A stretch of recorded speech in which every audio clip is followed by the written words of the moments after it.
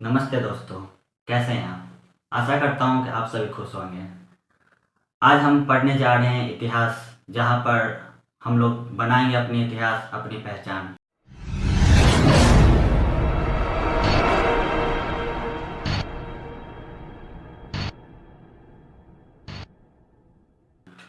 स्वागत है आपका एकता स्टडी ग्रांटी पर। दोस्तों, आज हम लोग का टॉपिक है इतिहास। तो आज हम लोग पढ़ने जा रहे हैं इतिहास। और सबसे पहले तो दोस्तों मैं आपको बोलना चाहूँगा कि आप किसी भी चीज़ को रटे नहीं समझें, क्योंकि शिक्षा वह सैनिक का दूध है जो पिएगा वह दहाड़ेगा। तो क्या आप लोग दहाड़ने के लिए तैयार हो? तो आइए शुरू हो जाइए। दोस्तों, हम लोग का आज का टॉपिक है इतिहास। तो सबसे पहले हमारे मन में यही प्रश्न उठती है कि इतिहास कहते हैं किसे, इतिहास के जनक कौन है, इतिहास शब्द की उत्पत्ति क्या है। दोस्तों देखिए, इतिहास जितना सुनने में कठिन लगता है उतना ही सरल है। अगर आप समझोगे तो मैं गारंटी देता हूं कि आपको 1% भी इतिहास में प्रॉब्लम नहीं होगी और इतिहास से आप पे प्रेम हो जाएगा। फिर आप कहोगे कि मैं इतिहास के अलावा कुछ पढ़ूंगा ही नहीं। तो हम लोग देखते शुरू करते हैं। हम लोग जहाँ देख रहे हैं कि दोस्तों इतिहास का अर्थ क्या होता है। सबसे पहले इतिहास का अर्थ यानी किसी भी विषय को हम लोग पढ़ेंगे तो उस विषय के बारे में जानना जरूरी होता है कि उस विषय के अंदर हमें पढ़नी क्या होती है। ऐसा नहीं होता है कि किसी विषय को स्टार्ट कर दिए, विषय का चैप्टर पढ़ लिए, वो असल पढ़ाई नहीं हुआ। उस विषय के बारे में जाननी बहुत ही जरूरी होती है। तो दोस्तों हम लोग देख रहे हैं कि इतिहास का अर्थ अगर सिंपल भाषा में अगर एक लाइन में देखा जाए तो इतिहास का मतलब होता है बीता हुआ कल। यानी आज से पहले जो भी चीजें, जो भी घटनाएं घट गई है, जो बीत गई है, उसे ही क्या कहते हैं दोस्तों? इतिहास कहते हैं। जैसे हम लोग इसका परिभाषा में देखेंगे, सामाजिक विज्ञान की वह शाखा, क्या? सामाजिक विज्ञान की वह शाखा जिसके अंतर्गत हम अपने पूर्वजों, क्या दोस्तों? पूर्वजों तथा अतीत में घटित घटनाओं को पढ़ते हैं, उसे ही क्या कहते हैं? इतिहास कहते हैं। अतीत में घटित घटनाओं का अध्ययन कराने वाला विषय ही क्या है? इतिहास है। क्या दोस्तों?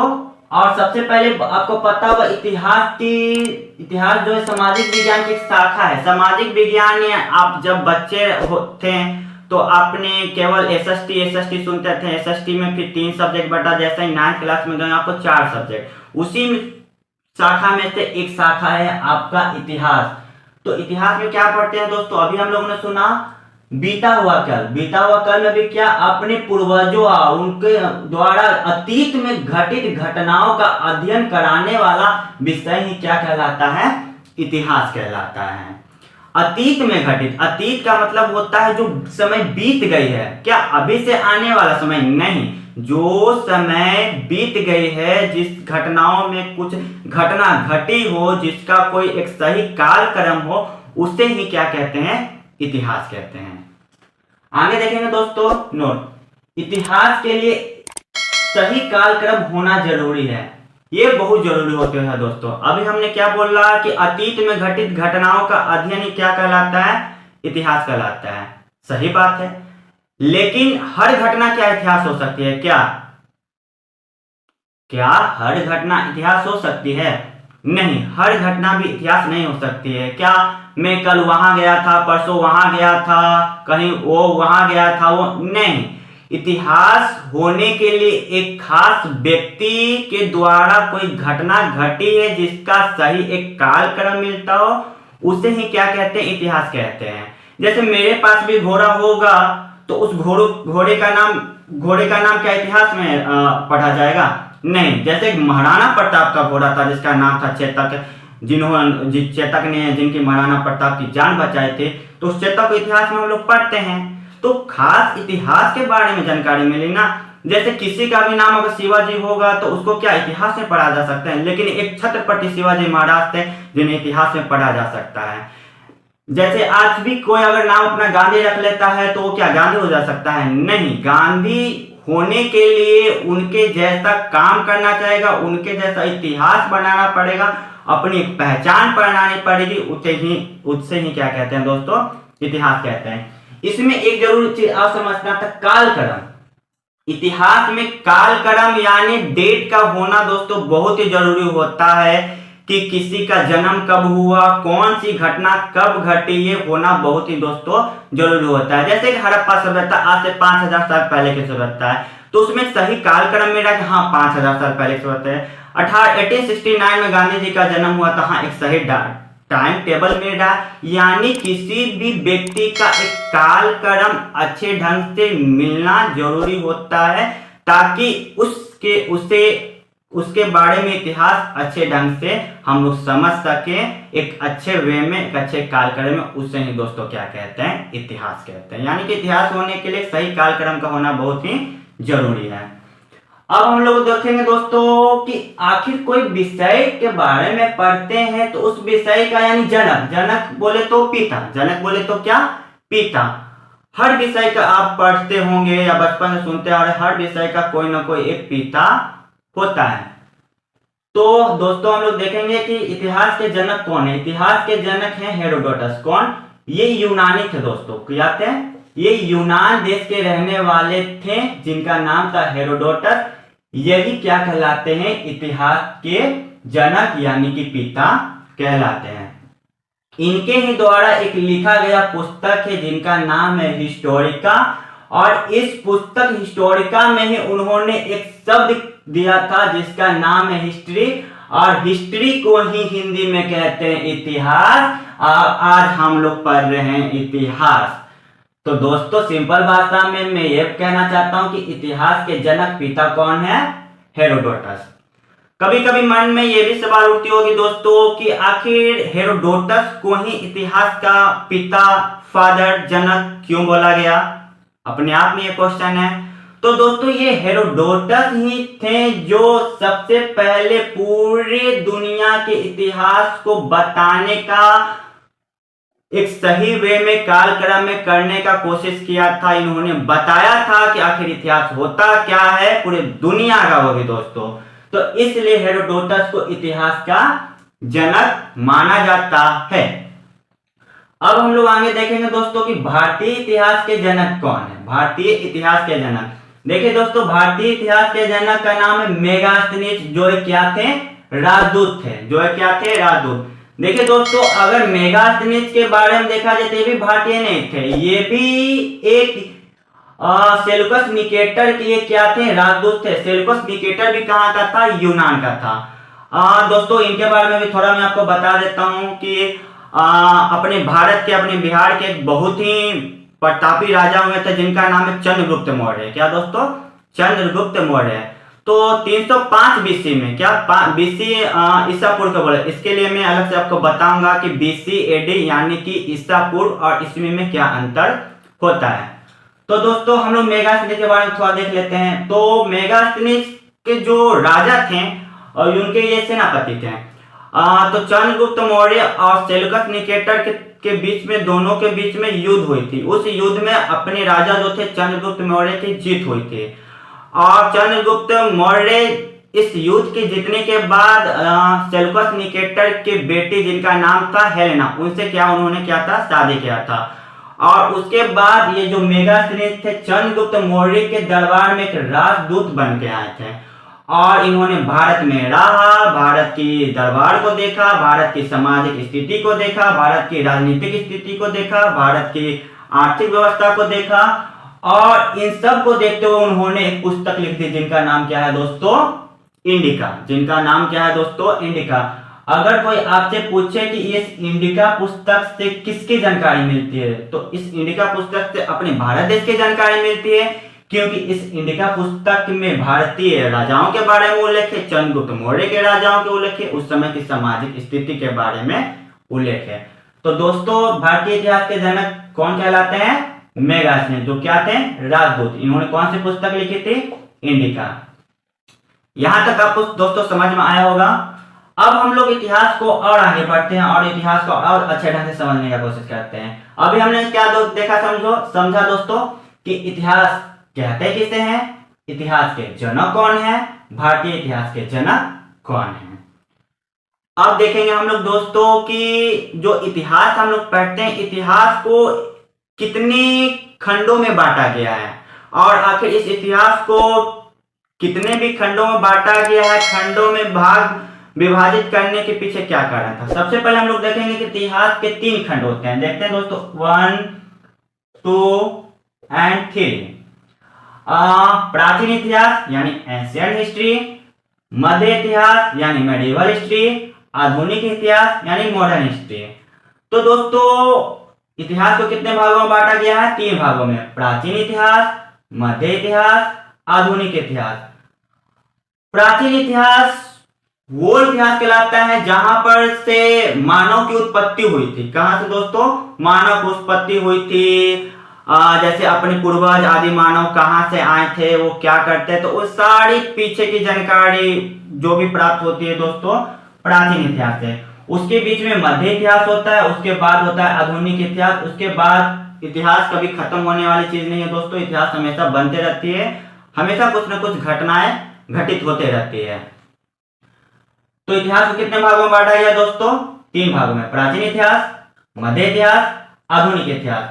हर इतिहास को एक अलग अलग कालक्रम में बांटने का जरूरत इसलिए पड़ा ताकि इतिहास को सही ढंग से समझा जा सके। क्योंकि इतिहास एक छोटा सा फॉर्मूला नहीं होता है, कोई फिजिक्स का रूल नहीं होता कि जैसे पढ़ लो रट लो, नहीं, इतिहास समझने का चीज होता है। तो इस समझने के लिए इतिहास को सही ढंग से काल क्रम में जानने के लिए कह सकते हो आप, उसके लिए इतिहास को कितने भागों में बांटा गया दोस्तों? 3 भागों में। प्राचीन इतिहास, मध्य इतिहास, आधुनिक इतिहास। जाहिर आपको समझ में आया हो दोस्तों। तो अब हम लोग इधर देखते हैं दोस्तों, क्या होता है कि हम लोग इतिहास तो पढ़ रहे हैं, इतिहास समझ रहे हैं, लेकिन आखिर जो हम लोग ये इतिहास पढ़ रहे हैं, इतिहास के कुछ ना कुछ स्रोत तो होंगे, तब तो पढ़ते होंगे कि आखिर इतिहास पढ़ते हैं कैसे, आखिर उसे वो क्या चीज है जो आज से बहुतों साल पहले का भी इतिहास पढ़ते हैं, आज से 100 साल पहले का भी इतिहास पढ़ते हैं, आज से कुछ साल पहले का भी इतिहास जानना होता है। तो इतिहास के स्रोत 3 भागों में दोस्तों। पहला पुरातात्विक स्रोत, दूसरा है लिखित स्रोत, तीसरा है यात्रा वृत्तांत। यानी कि दोस्तों इतिहास को 3 भागों में बांटा गया है, इतिहास के स्रोत को 3 भागों में बांटा गया। पहला क्या दोस्तों? पुरातात्विक स्रोत, लिखित स्रोत, यात्रा स्रोत, यात्रा वृत्तांत। दोस्तों सबसे पहले हम लोग समझेंगे कि पुरातात्विक स्रोत होते क्या हैं। तो दोस्तों आपकी जानकारी के लिए बता दूं, पुरातात्विक स्रोत वो स्रोत होते हैं जो पृथ्वी के गर्भ से खोदाई के माध्यम से प्राप्त होते हैं। फिर से बता रहा हूं दोस्तों, पुरातात्विक स्रोत वह स्रोत होते हैं जो पृथ्वी के गर्भ से खोदाई के माध्यम से अगर कोई वस्तु, कोई चीज है मिलती है तो उसे क्या कहते हैं दोस्तों? पुरातात्विक स्रोत। जैसे क्या हो सकता है दोस्तों? सिक्के, स्तूप, अभिलेख, भवन, मेढ़वन। मेढ़वन क्या होता है दोस्तों? मिट्टी से बने हुए चीज है। स्तूप आप लोग समझते होंगे जो बौद्ध धर्म से संबंधित होता है। सिक्के आप लोग जानते होंगे कि विभिन्न राजाओं के द्वारा अपने अपने समय अनुसार सिक्के चलाए गए थे। अभिलेख, पत्थर पे लिखे गए चीज को अभिलेख कहते थे दोस्तों। भवन वगैरह, ये सारे चीज क्या होते हैं दोस्तों? पुरातात्विक स्रोत में आते हैं। पुरातात्विक यानी पुराने वस्तुओं का अध्ययन होता है इसमें दोस्तों।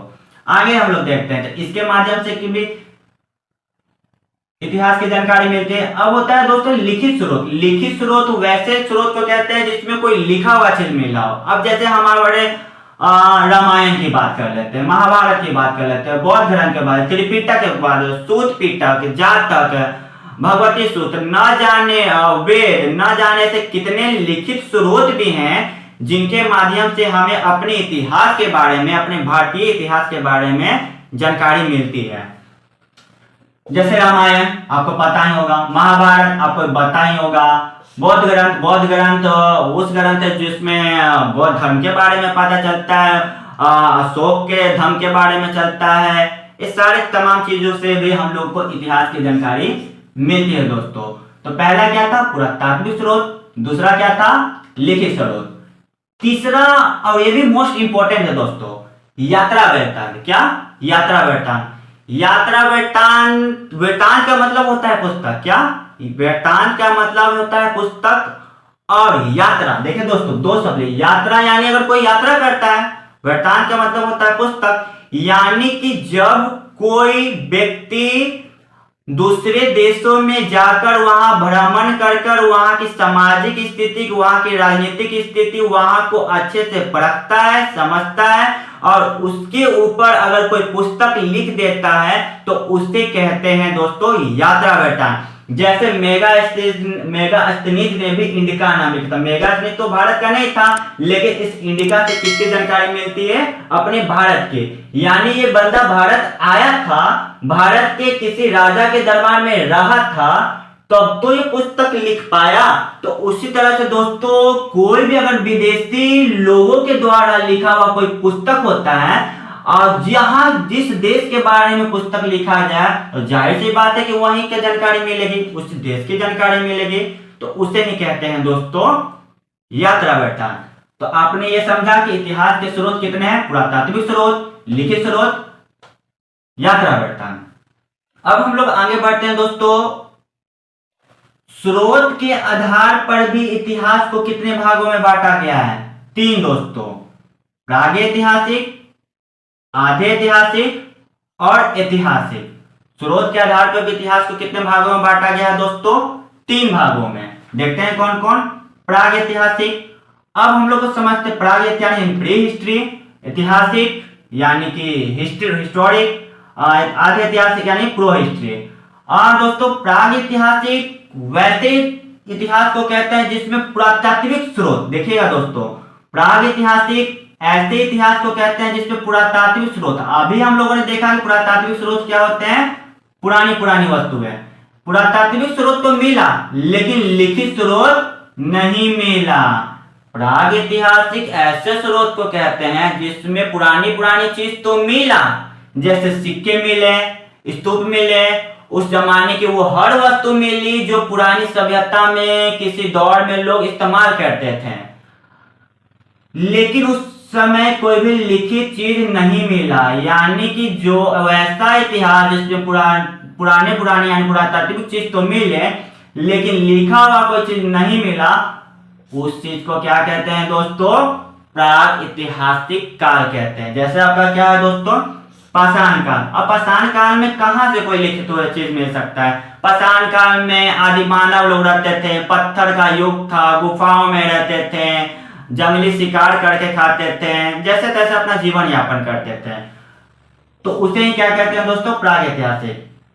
उसके बाद क्या है दोस्तों? आदि ऐतिहासिक। आदि ऐतिहासिक देखिए क्या कहते हैं? आदि ऐतिहासिक वैसे इतिहास को कहते हैं जिसमें पुरातात्विक स्रोत और लिखित स्रोत, क्या पुरातात्विक स्रोत और लिखित स्रोत दोनों स्रोत मिले, लेकिन यहां पर दोस्तों लिखित स्रोत को पढ़ा ही नहीं जा सका। क्या दोस्तों? यहां पर लिखित स्रोत को पढ़ा ही नहीं जा सका। जैसे आपका एग्जांपल है दोस्तों हड़प्पा सभ्यता। हड़प्पा सभ्यता अपने भारत की सभ्यता है, जिसे सिंधु घाटी की सभ्यता भी कहते हैं। इस सभ्यता के अंदर दोस्तों पुरातात्विक स्रोत भी मिला है, लिखित स्रोत भी मिला है, लेकिन लिखित स्रोत को आज तक पढ़ा ही नहीं जा सका है। अब ना जाने वो लोग कैसे लिखे हैं, दाएं से बाएं लिखे हैं कि बाएं से दाएं लिखे हैं दोस्तों, ये भी पता बताऊंगा मैं आपको। लेकिन उसके लिखित क्या वो लिखे चिन्ह के रूप में लिखे हैं, कैसे अपने भावनात्मक विचारों को आदान प्रदान करते, तो सारी चीज उनमें गुण थी, लेकिन उनकी लिपि को, उनके स्क्रिप्ट को, उनके अक्षर को आज तक न बंदा कोई पढ़ पाया है, न पहले पढ़ा था। अब भविष्य में क्या होता है दोस्तों, वो तो भविष्य जाने।